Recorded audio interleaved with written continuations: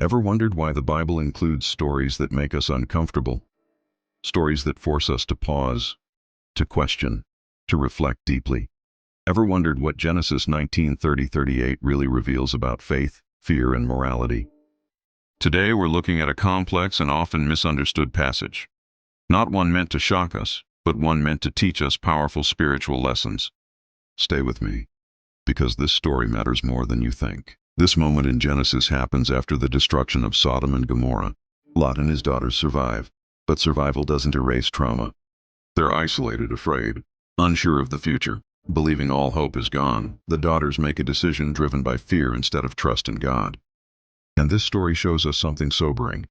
When decisions are made without faith, the consequences can stretch far beyond the moment. Imagine their mindset: survivors of judgment, cut off from community, overwhelmed by uncertainty. Instead of seeking God's guidance, they rely only on human reasoning.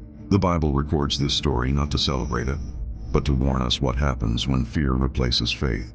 Here's the key lesson we cannot miss. God's plan is never fulfilled through compromise.